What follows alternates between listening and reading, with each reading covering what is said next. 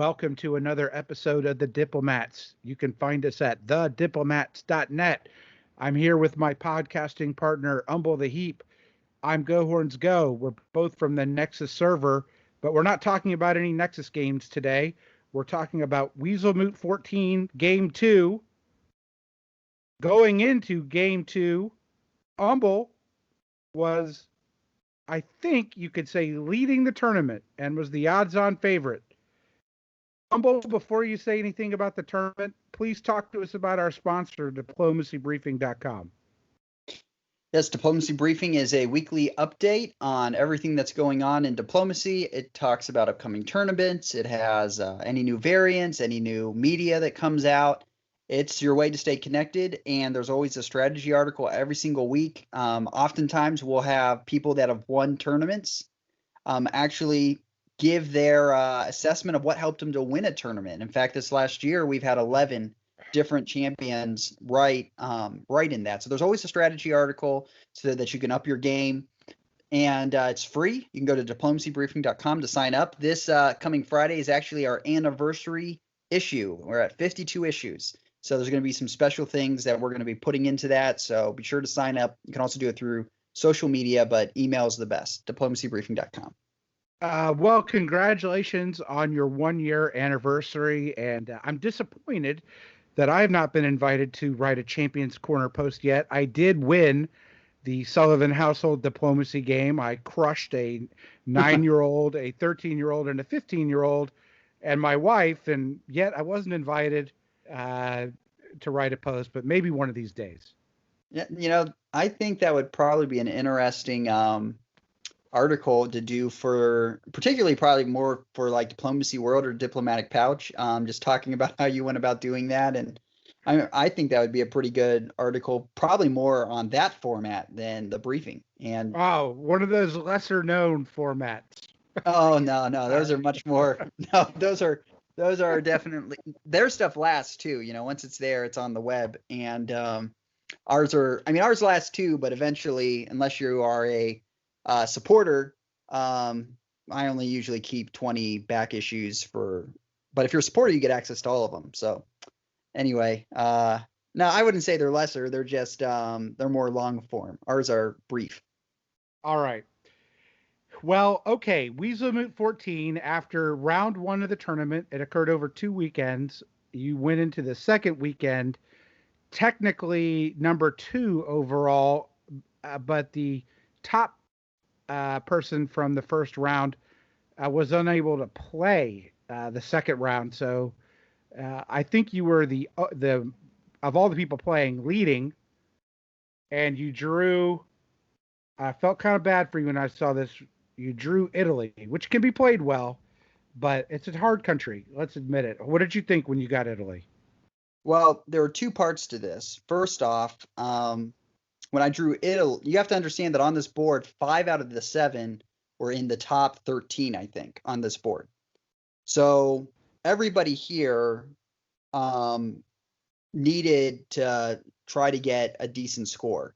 And you didn't necessarily have to top the board, but you needed a decent amount of points. So there was nobody here playing that was like, there were at least 5 people that were playing for finalist positions.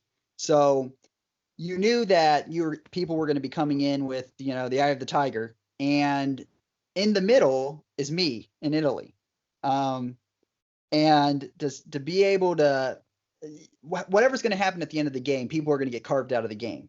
And the easiest person to carve out of a draw is Italy, and generally speaking, in this type of setup. And so I think I knew it was going to be really difficult. And to tell you the truth, my thought process coming into this was, if I can just get a survival, that's going to probably be my best chance, especially with how I saw all the powers were split up and who was playing each of the powers.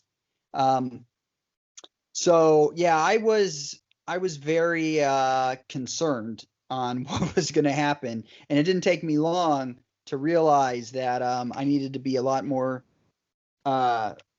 concerned to even live. So I guess that's the long answer to, I was like, man, this is really stacked against me, especially with how the powers were centered around me. Right. Well, you have Jake Trotta, who's, I believe, a weasel, and I've played with him. Gunboat, good player. Riaz is a very good gunboat player. Has been on DBN, and he loves to play Germany. I know that because he said that before. And Saren, who I know is a good player. Richard, I think I've played gunboat with him as Austria. I've played Allison as England. She's a new player, but of course, there's not much to do as Italy. I don't know Imperialistic Hamilton. What were your initial impressions? So, I remember you had said that you had played Allison the first round, as I recall, Right. and it said that that was her first ever diplomacy game. At And least virtual, yeah. okay, well, my understanding was that was her first ever, and that this next one was her second. Now, that's possible. I'm wrong, but um, no matter what her experience was, it was almost nothing. I believe this is her second game, and so when I saw that, I knew that Germany and France were going to ally together and take her out, and then move east. I think something that people don't maybe don't recognize sometimes is that in fast deadline games like these virtual, it's stronger players that actually tend to form alliances, because when you're with a newer player, they're not consistent. You oftentimes the last thing that somebody tells them they're going to do, and so you want somebody that you can predict and that you know is competent. And so early on in this game, I told our side, I said, look, this is Allison's going to get killed really fast, and you're going to need me to stop France from pushing through. And this was something I was telling to everybody on our side. And so I saw that and I said, oh man, this is going to be terrible, because Germany and England are not going to go against France. France and England aren't going to go against Germany. They're just going to take her out and then move. So it's hard to. I think there's a few things I could have maybe done a little bit better diplomatically and strategically, but it was going to be a tough game, and I realized that in spring 1901 early on. So I How did didn't your realize. negotiations with Austria go? Critical, critical Yeah, person. uh, they were fine and they were pleasant. Now Richard, I think, was like third or fourth in the rankings. He was right there. I think he was only a few points behind me, maybe 38 or 39. It turns out that I only needed 11 points to make it to the finals. That's all I was going to, looking back, that's all I was going to need. And so I could literally have a survival with like one unit and I'm going to get there. So if I can just somehow, make myself useful, I can make it. It was You fine. want to be a janissary in spring of '01. No, that I wasn't that far, but by spring of '02, or I should say fall of '02, that became my goal. But I wanted just to survive to the end, but spring of '02 it was basically Janissaries what I was going to have to be, and that became my only hope. Um, Hold on, I though. would Let have me never. talk about Yeah. one coincidence. Because you and I were doing a mic check together before round two, and you were talking, I think, for quite a long time with Saren. Of Yeah. course, you didn't know that you were going to be playing with Saren at the time. Was that a bit of serendipity, or did it not help at all? Well, and she was like, "Man, if we're on the same board, I'd love to work together." And everybody says that, right?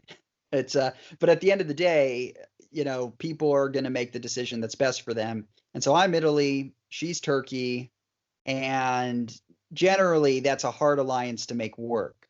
Right. And especially in this particular setting. I mean, like I said, with if Germany and France, if my prediction is correct and they just wipe out England and come, I towards go east. I mean, it's going to be really, really difficult for me not to get split up by who's ever on the other side of the board. It's going to be super difficult. Um, and Jake, see, there was a lot of meta on this board, because Jake was only a few points behind me too. So both of us knew we really only needed 20 some points, and so we didn't need to be cutthroat. And I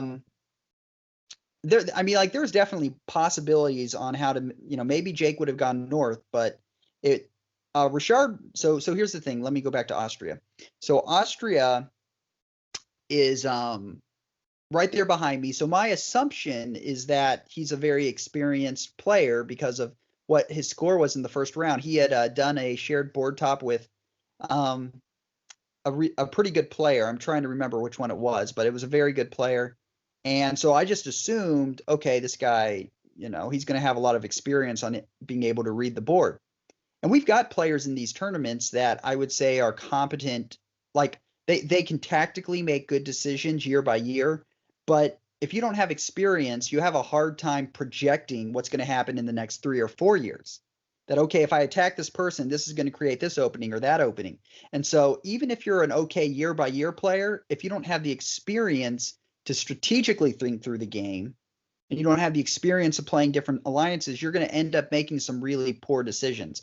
When this game ends, both Austria and Turkey had they apologized to me over and over and over. I don't really blame Turkey, but I do blame Austria for what happened. And, we're going to see what happened in the game. Most of this podcast is going to pretty much be talking about what are some different things they could have done to do, because they're going to both get eliminated too. Let me ask you this. Okay, so you've already explained that you knew there was going to be a strong FG, that you're trying to talk to the Eastern powers about that. One is, I guess Russia's not so upset about that in the beginning, because that means maybe not an English attack right away. But did you ever consider doing the rarely done Western attack by Italy and trying to relieve you of some pressure attacking France? Yeah, so my full 1901 moves were made so that I could have the option to work with Turkey.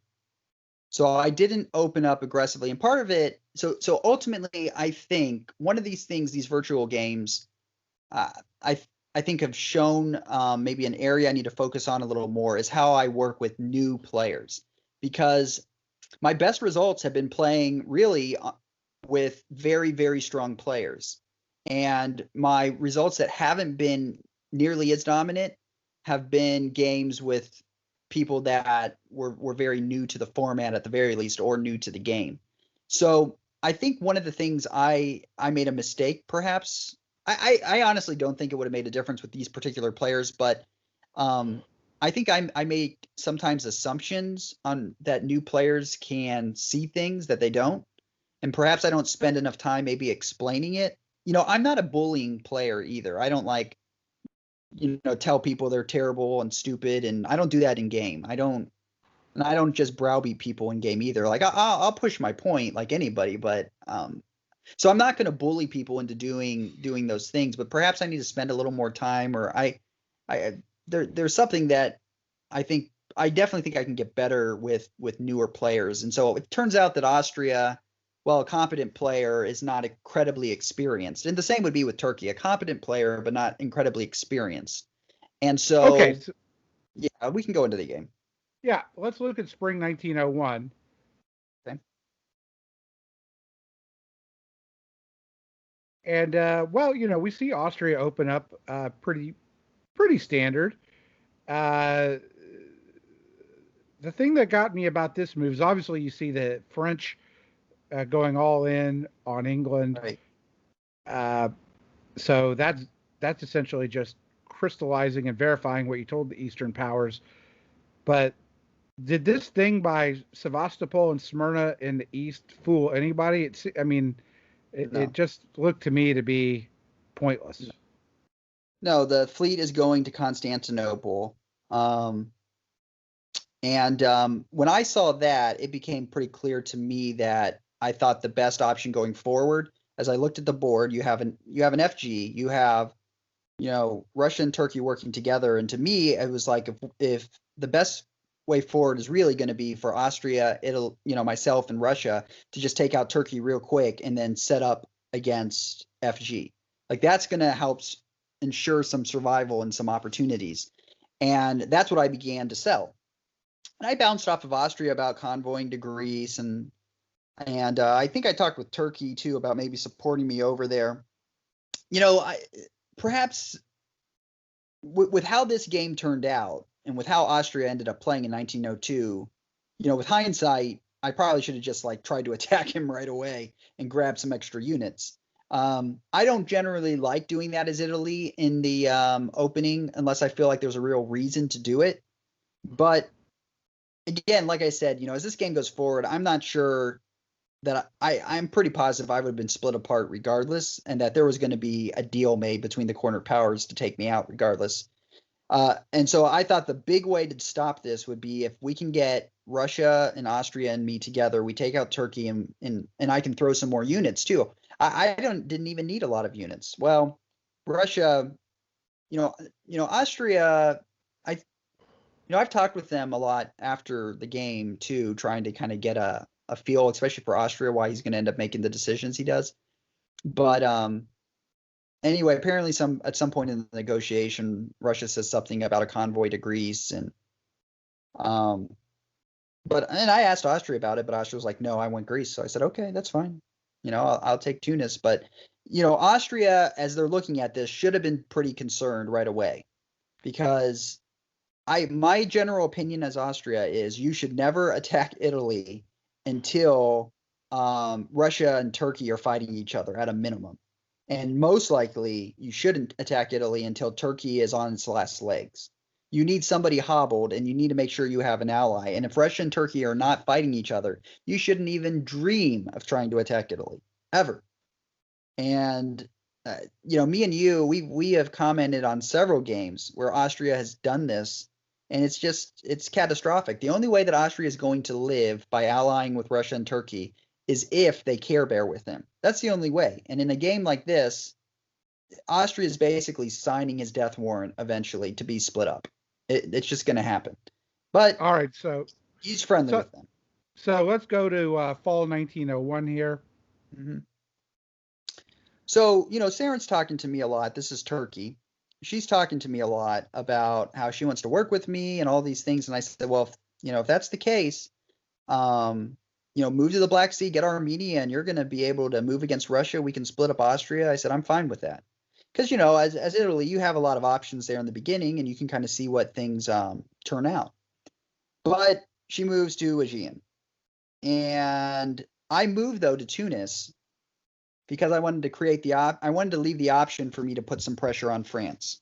So as opposed to the convoy, yeah. Yeah, I generally don't prefer Lepantos too much anyway, because I feel like they leave you, you put that army down there, you can sometimes invite attacks on you, and I'm not against it. I've done it, but I didn't feel, I especially when I saw what FG was doing, I thought I want to leave the option to go that direction, and I want to leave the option for me to work with Turkey if that's what I have to do. But we talked near the beginning, and she never got back with me either at the end, and so she moves to Aegean, definitely showing very clearly that there's, an RT. And so, and the move to Syria, the little U's moved to Syria. Yeah, You're yeah. Russia. So, I'm not your enemy.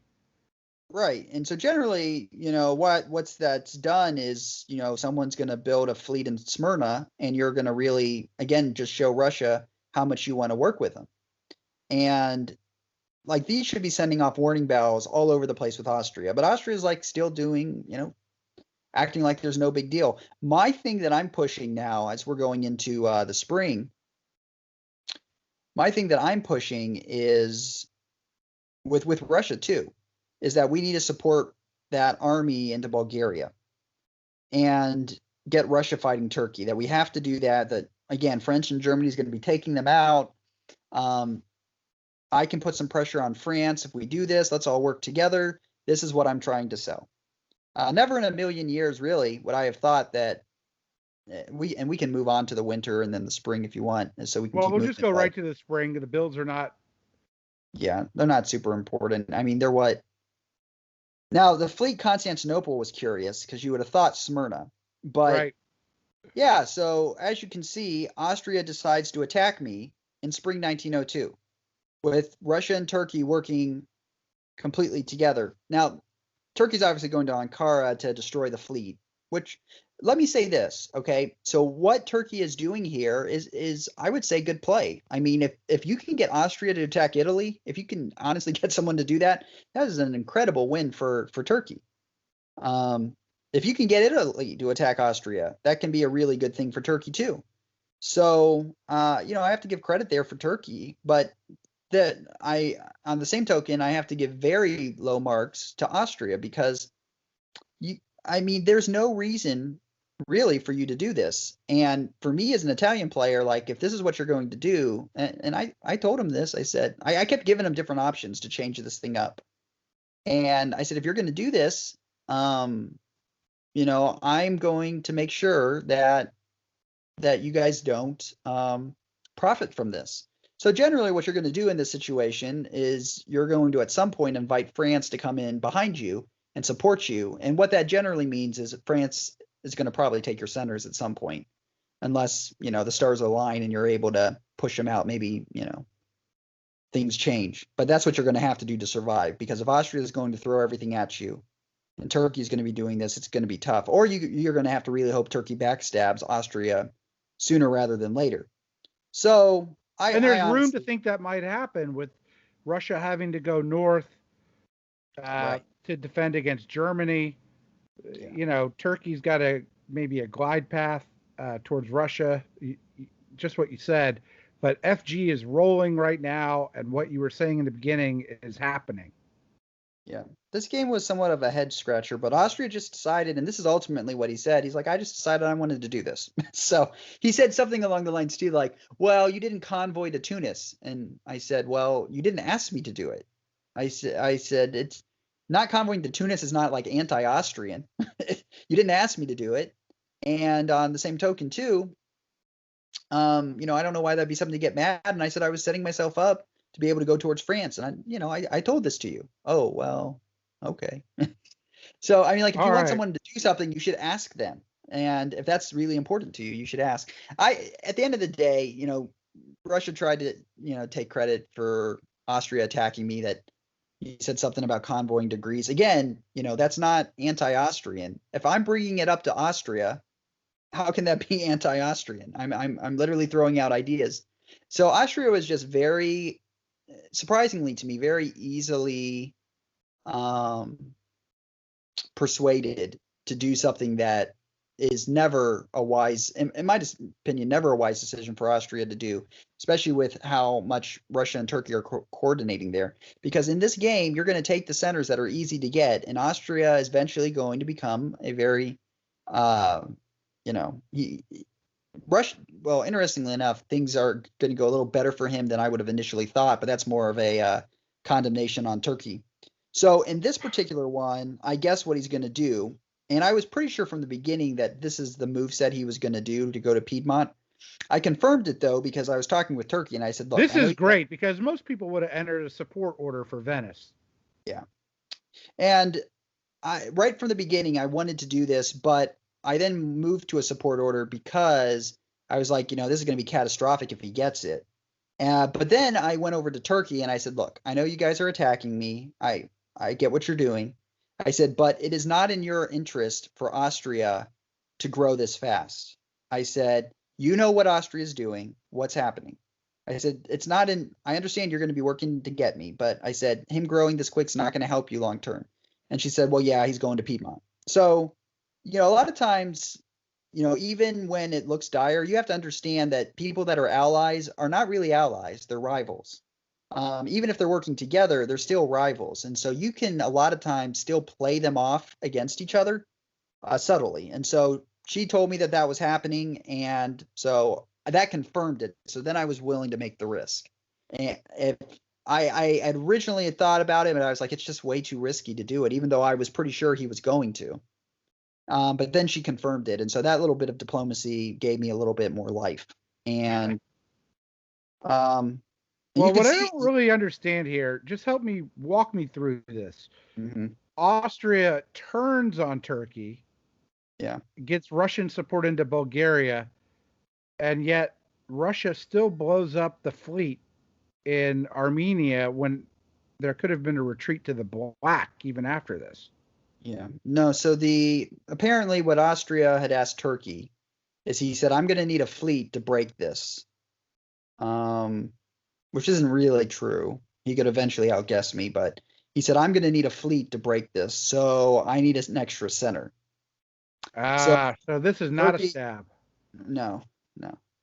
So Turkey says okay, which is to me a poor decision because your goal here is really not to get me. Your goal is to make a decision on Austria or Russia, in my opinion. You're going to be able to pick one of them and get some easy centers. And doing this little thing, if you give him Bulgaria, I mean, you're basically agreeing to not get a build for 2 years unless you stab them. So I think it was a poor play there. There were better things to do, and I would have said if I was Turkey in this situation, well, let's see what happens in the fall, and we can always do that next year if we need to. But she agreed, okay, you can have Bulgaria, and so uh, you know she stops Austria from getting good position, but gives him a build anyway. And here will then come the Austrian fleet as Here goes the as Austrian fleet. Disband of the Armenian army by Turkey. mm, Nothing for you. And now we move on to the spring. yeah. So I at this point I tell France, I go, look, I said, I need you behind me. I know what that probably means. I'm just wanting to get a survival. I don't want Austria and Turkey to get anything off this.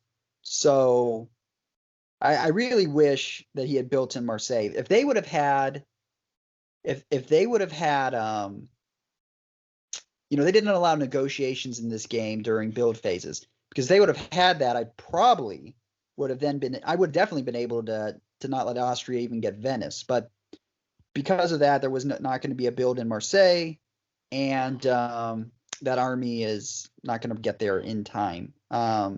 Just not going to happen. So we continue to do the same thing. They're trying to break me down. At this point, we're spring 1903, and England is not long for this world. Nope. Russia is not being aggressive at all to Germany, so that should be another sign to Austria that things are not going to go well for him. Turkey and Russia are continuing to work together, but he is all in on taking me out. Anyway, I gave him some other options to do. Hey, do this. I can get you into Aegean. Turkey's only at 3. You're going to, once again, the same thing with France. He is committed to this. It depends on, some people call it a rat. Some people say it's art. In my opinion, if you're Italy, this is a rat alliance. And that's the RAT, and Austria is the biggest rat of them all. So, yeah. Well, you're doomed here. Venice is gone. right. And the only way you could have saved it would be by losing the Ionian. Right.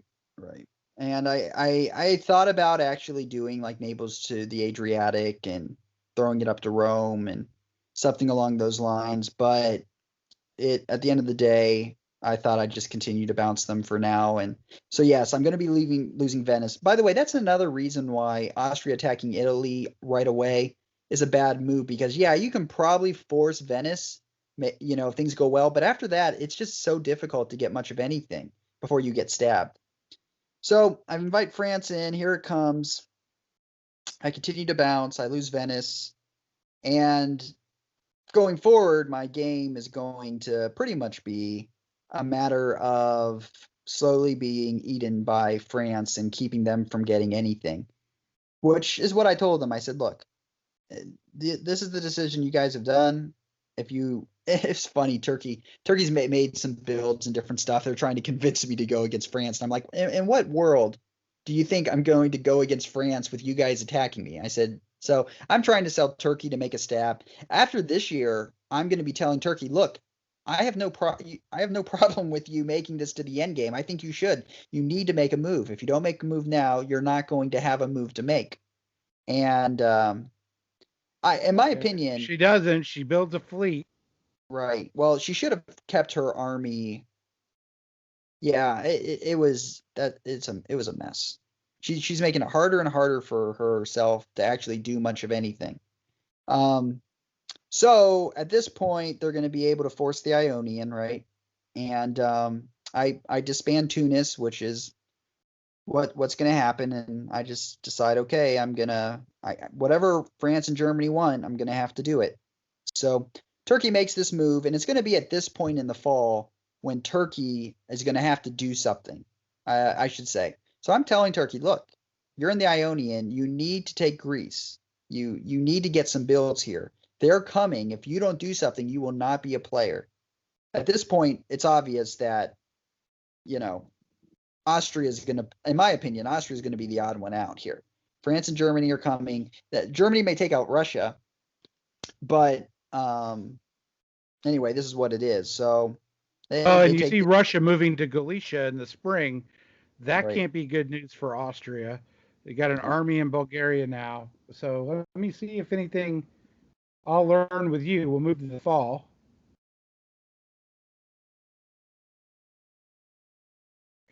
Yep. Well, So we got we got an attempt at Greece. Yep. Incredibly passive play by Turkey here. So her thought was, well, I don't want to lose the Ionian, but they weren't going to be able to keep the Ionian really anyway. I mean, like everything would have had to gone perfect for that to happen. And she had no, but the other thing too is if she would have done it the way I told her, I would have kept Tunis. And so I would have at least been able to save it. She would have got a build and she would have kept France from getting a build, but she was just way too optimistic here. And she had no guarantee for me that I wasn't going to do Tunis to the Ionian. And even if I had told her that, she shouldn't have believed it.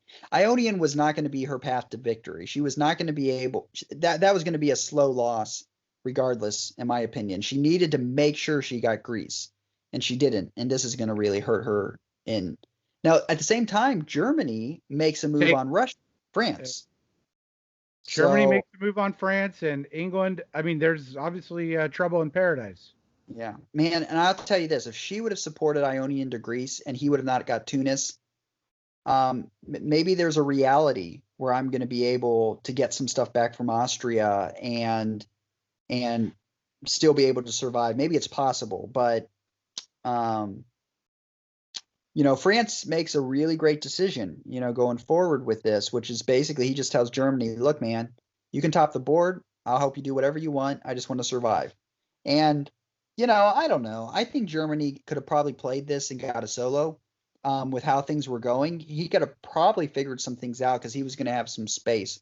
But he decides that he's going to be happy with topping the board. And so at that point, as we go forward, and here's the other thing, like Turkey looks at this, you can look at this Russian build in Sevastopol, right? And still, what does Turkey do? Well, I guess somehow think that Russia's not going to go to Armenia. Like, you should have immediately dropped back right away. At least said, look, I'm not going to let Russia backstab me. I mean, that's kind of my policy. My policy is if I'm not going to reward somebody backstabbing me, I'm just not. And so Turkey is obviously what's going to happen. So what's going to go forward from here is France, Germany, and Russia just come to a understanding amongst themselves. Germany can top the board, and then we're going to wipe everybody out and maximize our survival points. So that's what happens.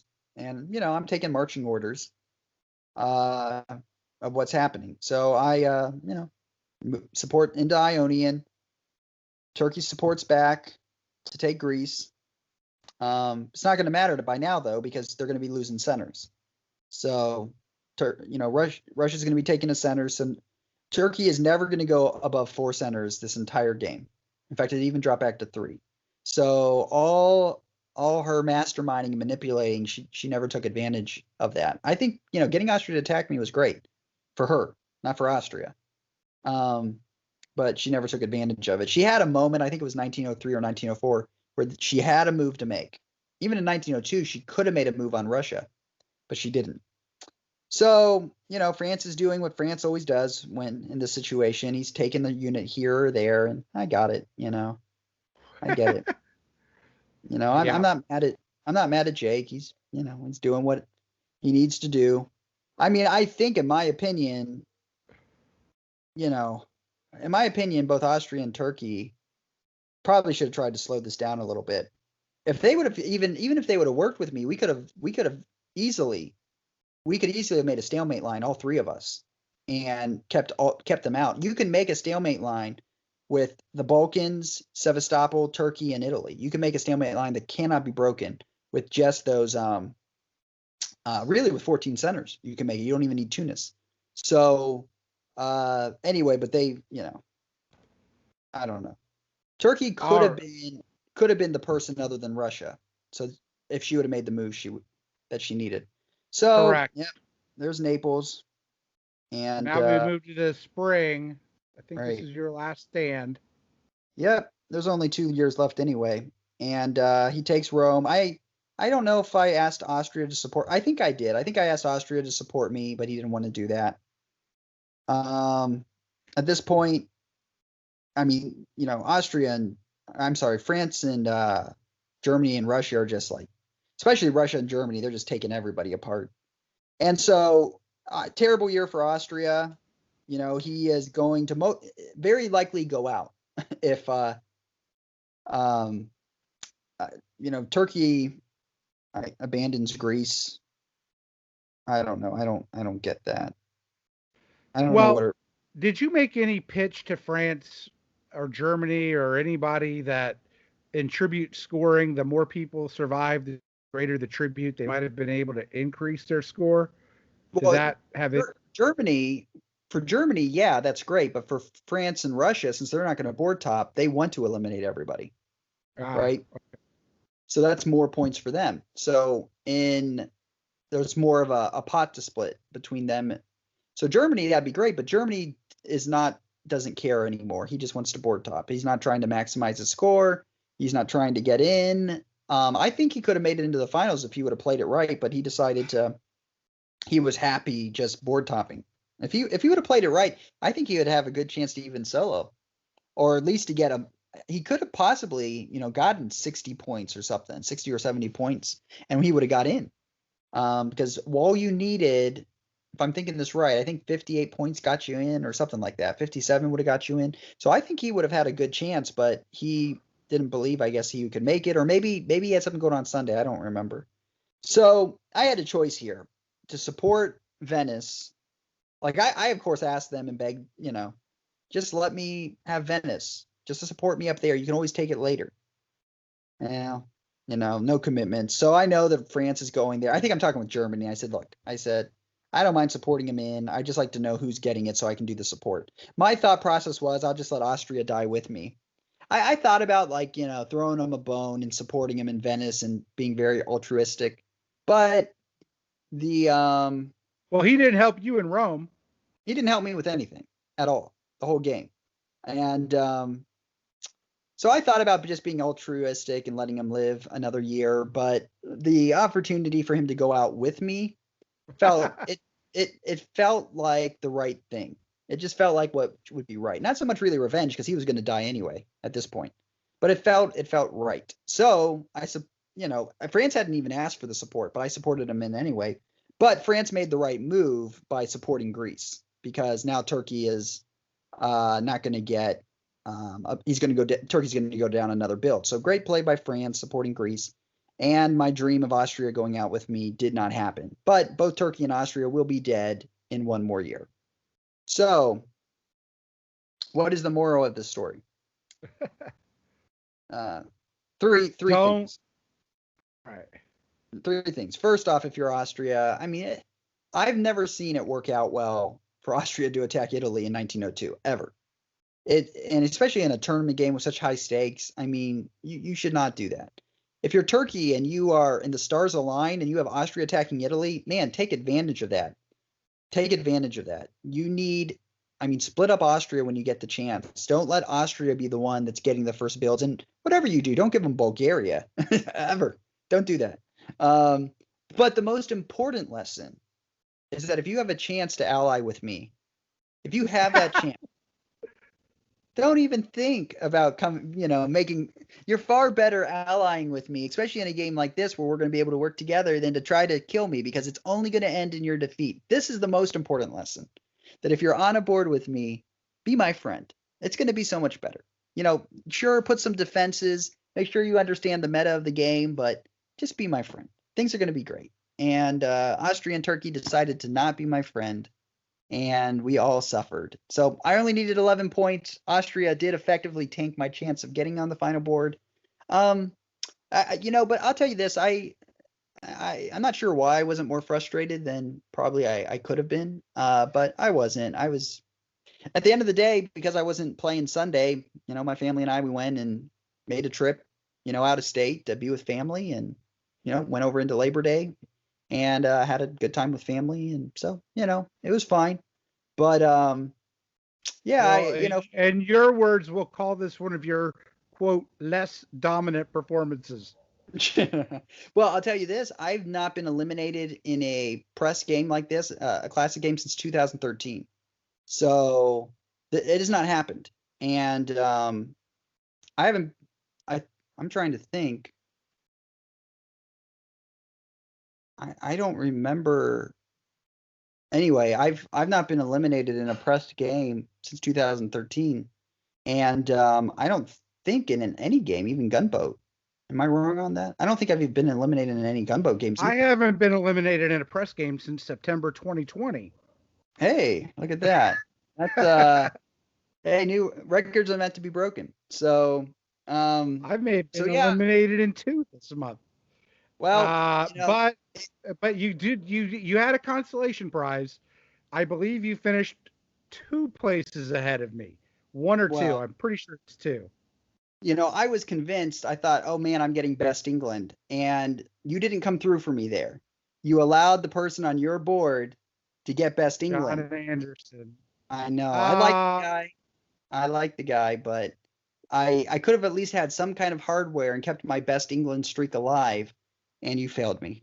well, So, John will tell you, and we may do a podcast on it, that I worked like a dog against that guy. Uh, but he was able to get some friends and convince him to continue to attack me, much like he did in the finals. So at yeah. least I can say I lost to the person who won the whole thing. Well, and the little I guess cherry on that is, me and him were talking a little later, and he's like, yeah, he's like, I took some of your how you played England to be able to do that, and because he was France in game in I think it was Boston, and me, Germany, and Italy just like took him out within a few years.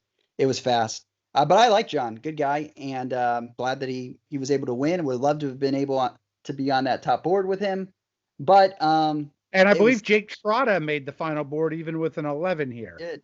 Yeah, but here's the other thing: we had 5 people that honestly, if just 3 of them, if it we would have been, we should have had several people from our game on that top board, but the only person that made it to the top board, even though we had 5 people in the top 13, the only person that made it from our board was Jake, and he didn't even top the board.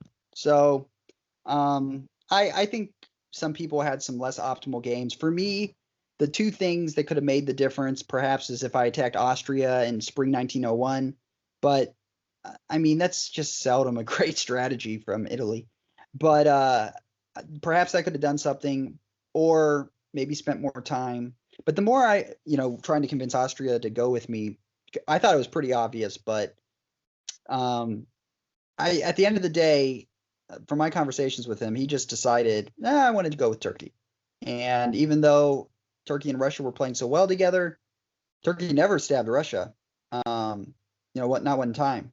And even though Russia and Turkey were making all the sacrifices to each other, he decided to basically, flush my chances down the toilet. And it's okay though. I mean, he's a newer player. He ended up being a newish player, though definitely a competent one. And I get it. I would have liked to have seen Turkey take advantage of their opportunities, and I think she would have made the finals if she would have done that, but just didn't get her timing right on when to do things. So Well, it is what it is.